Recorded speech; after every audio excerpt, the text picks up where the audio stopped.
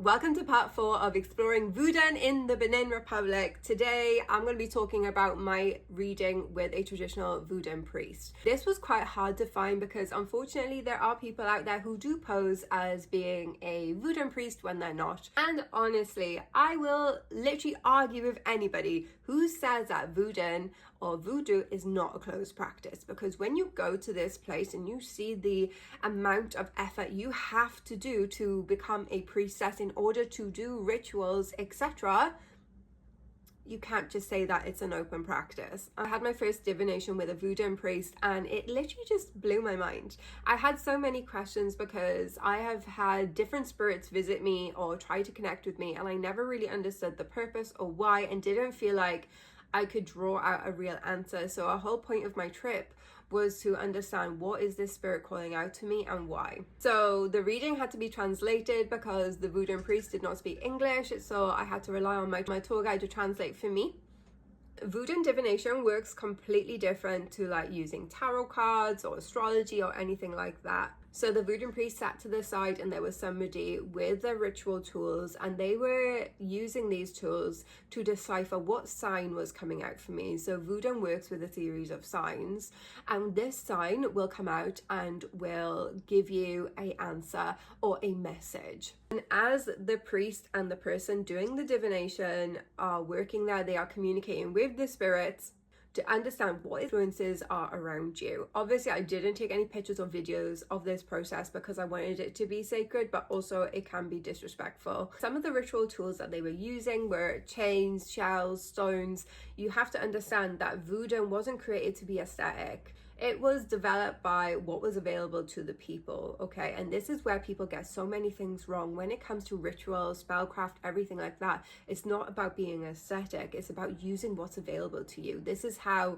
ritual work across the world has always been. I received quite a few messages during my Vodun reading, but the messages I really want to talk to you about is basically, I asked around, have I been called for initiation, okay? Because you cannot practice Vodun, you cannot enter into a formal relationship with a spirit unless you make the appropriate offerings or whatever. But I kept feeling like this spirit was near me.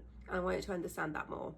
So there was confirmation that I was chosen by a particular spirit. I kind of already knew this, and this was the confirmation I needed, because you have to understand, spirit chooses spirit. It doesn't choose you based on your skin color.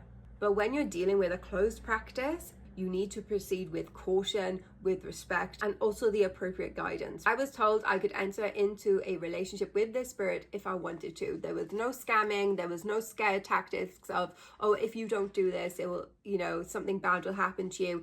This is how I knew that this was more of a genuine reading, and rather than somebody trying to intimidate me into something that I didn't want to do, which doesn't only exist in Africa, it exists in all spirituality. If somebody is telling you, if you don't do this, something bad will happen to you, then run for the hills. Because no genuine practitioner is going to try and extort money from you under the guise of fear. Entering into the relationship doesn't mean becoming a priestess. That's a whole other initiation that would take months. For me, it would be giving offerings so that I could enter into a formal relationship with this spirit, and maintaining that connections with offerings over time. This is the level of devotion that spirits require. So again, you cannot tell me that Vodun is an open religion, because it is not. So I was invited to have a formal relationship with the spirit, but there's also a possibility of me progressing over into becoming a priestess, and we did some divination around that. What would be the requirements from spirit? So basically I'd have to cut off all my hair, and I would have to stay in a dark room for 2 months, laying on the floor to really truly connect with the Vodun spirit. And the priest obviously knew me, because he was like, I don't think she could do that, and I think I couldn't either. Like, the mental resilience you have to be able to do that would be just a lot. After I left, I felt really conflicted. I didn't know what to think, and I kind of let it sit in my body for a bit.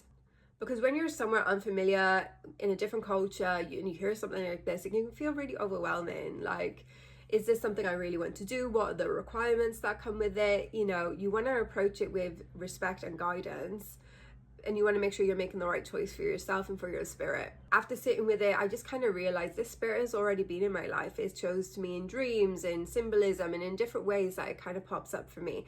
So I decided that I would actually go through with the initiation into the relationship, not priesthood. Now, the initiation into a relationship doesn't mean I can do rituals on their behalf. I can do any of that stuff. That is priestess territory. But it just means I get to open the door and have this beautiful relationship with this spirit. But that was not how my day ended. It ended with a strange man grabbing my hand and pulling me through a crowd, running away from a masquerade, and yeah, it was absolutely insane. So if you want to know, make sure you come back for the next part.